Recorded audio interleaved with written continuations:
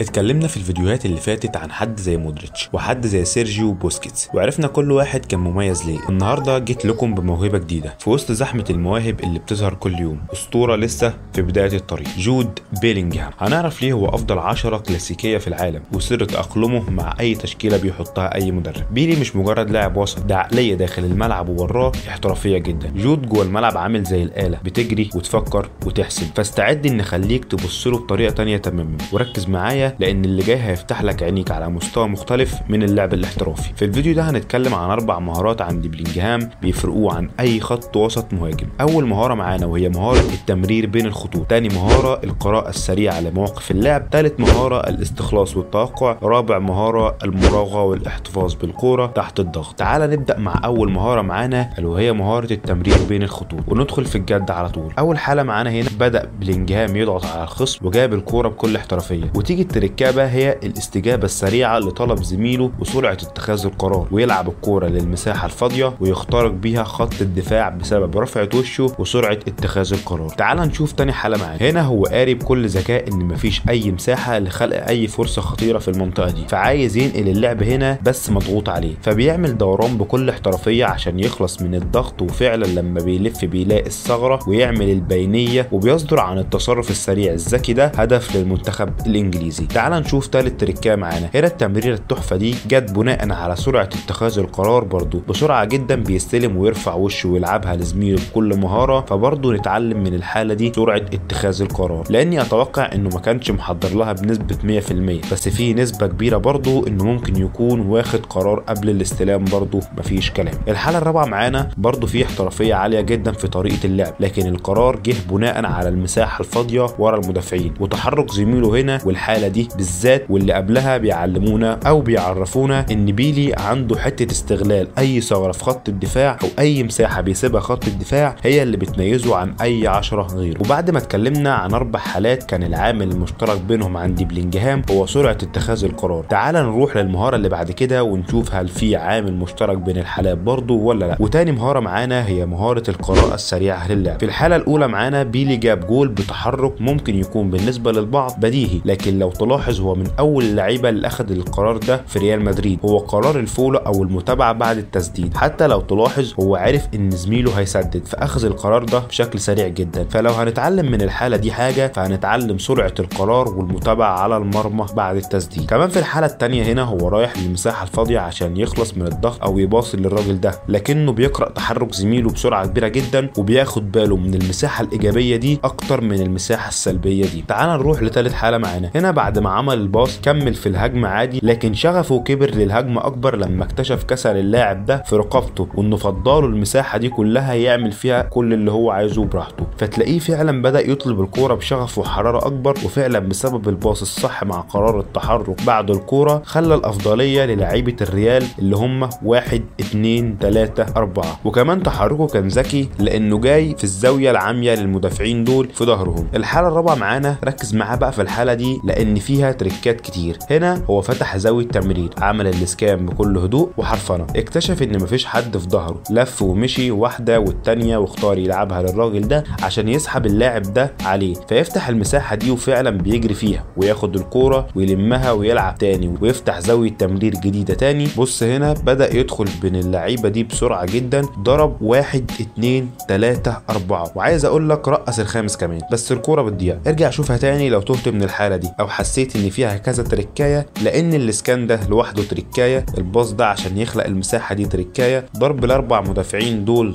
اكبر تركايه. وبكده نكون خلصنا تاني مهاره معانا. تعال نروح للمهاره الثالثه معانا وهي مهاره الاستخلاص والتوقع. نشوف اول حاله معانا. هنا الكوره اتقطعت، ما راحش يجري على اللاعب ويضغط عليه وخلاص، لا راح عشان مدرك انه هيزق في المساحه دي ويجري فيها، فسبق على هناك بخطوتين عشان فعلا اللاعب بيزق الكوره، وعلى ما اعتقد ده دوكو، ما علينا. المهم بيسابق فعلا وبيجيب الكوره بتاكلينج، ولا اروع من كده بيلي الحقيقه. تعال نشوف تاني حاله معانا ممكن تكون شبيهه للاولانيه، لكن الاختلاف هنا ان بيلينغهام هو المتاخر، فبيدرك انه مش هينفع يفضل يجري متارجت انه يجيب الكوره، لا هو مش عايز الكوره لكنه افسدها على حاملها، وبيعمل كده في حالات كتير لو متاخر. نشوف ثالث حاله معانا. هنا حاله توقع نجح فيها. هنا هو واخد باله من اللاعب ده، طمع اللاعب ده كمان انه يبصيله، وفعلا اللاعب بياخد قرار التمرير، واول ما بتتلعب بينقض عليها عليها بسرعه كبيره ويجيبها. في الحاله الرابعه معانا هنا هو ولا كان متاخر ولا كان سابق، لكن الكوره خلاص هتتلعب عرضيه فما فيهاش انه يضغط، فبيعمل القرار الصح اللي هو التاكلينج زي ما احنا شايفين ويمنع عرضيه خطيره على مرمى مدريد. تعال نروح لاخر مهاره معانا الا وهي مهاره الاحتفاظ بالكوره تحت الضغط، ونشوف الاربع حالات اللي معانا. في الحاله الاولى معانا تركيز غير طبيعي في كل خطوه خدها هنا.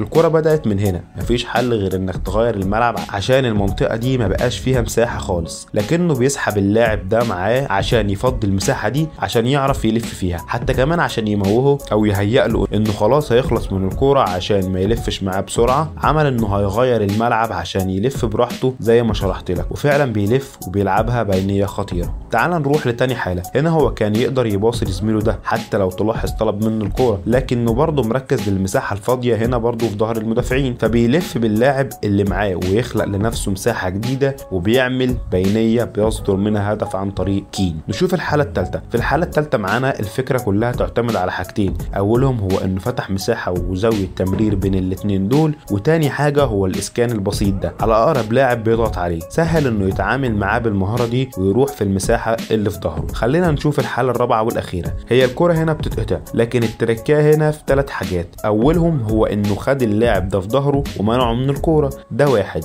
2 تحكمه العالي جدا جدا في الكوره، احتفظ بيها بين 2 وكانوا قريبين جدا من الكوره. 3 حاجه هو انه استمر في البحث عن اقرب نقطه فيها مساحه. فاللي شفناه النهارده ما كانش مجرد لقطات، دي كانت دروس كرويه بتتقدم من لاعب لسه في بدايه طريقه، فارجع شوفهم تاني لو حسيت انك تهت او لسه ما وصلكش معلومه. بلينجهام بيثبت كل يوم انه جاهز يشيل خط وسط اي فريق في العالم. جود بلينجهام مش بس موهبه، ده رؤيه وشخصيه ومسؤوليه. لو عايز تتعلم تتحرك صح، تضغط صح، وتكسب الكرة صح، اتفرج عليه وتعلم منه. لو عجبك الفيديو سيب لي رايك وشارك الفيديو مع اي حد بيحب يتفرج على بيلي، وطبعا ما تنساش اللايك والاشتراك وتفعيل الجرس عشان يوصلك كل جديد. واستناني في فيديو جديد مع لاعب جديد وقصه مختلفه جديده. كان معكم زياد عزت، وسلام.